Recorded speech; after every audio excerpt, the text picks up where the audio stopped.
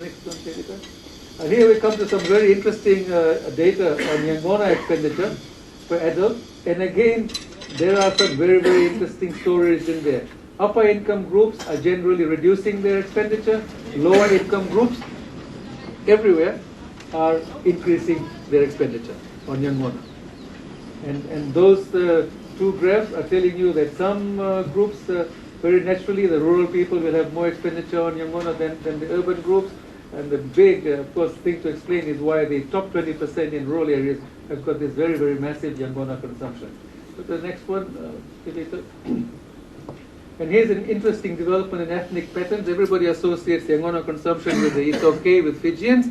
And what this table is telling you, that while in 2002, indigenous Fijians consume more Yaqona per adult than Indo-Fijians, by 2008 and 9, the relativity is reversed, and Indo-Fijians are now consuming more Yaqona per adult than indigenous Fijians.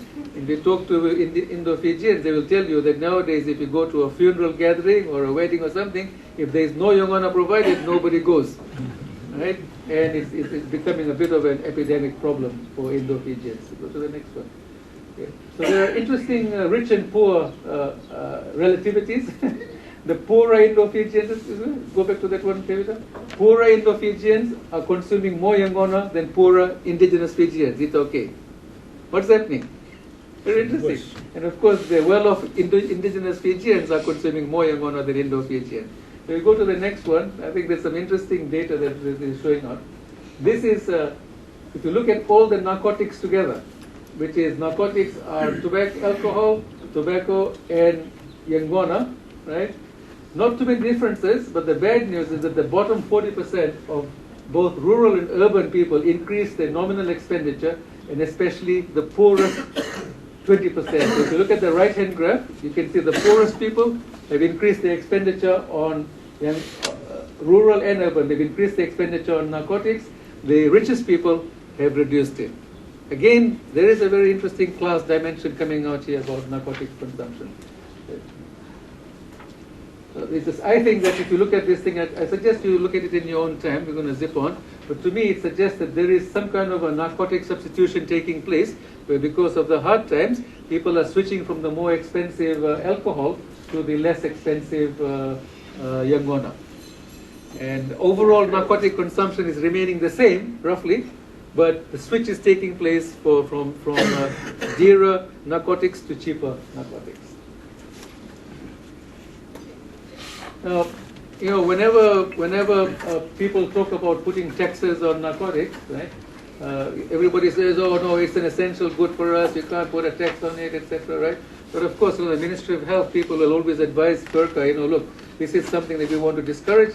The only thing I would recommend is that when they tax all these narcotics, they should give the tax revenues that they raise to the Ministry of Health to tackle the problems, and not put it into general, government coffers. Huh? But to me, there's an interesting ratio which I've got on this table, which is how much do people spend on narcotics as opposed to how much they spend on health and health insurance. And in 2002-03, it was roughly about 1-to-1 at all income levels. 2008-09, the ratios have all gone up to 1.74, 1.75. In other words, our poorest 80% of the people are spending more on narcotics than they're spending on health and health insurance. And a question has to be asked of our people. Well, how much do you value health? How much do you value staying in a hospital, when you're sick? How much do you value getting medicine from them? I mean, are you prepared to pay a bit more for them to help out, the taxpayers? Or do you expect it all for free?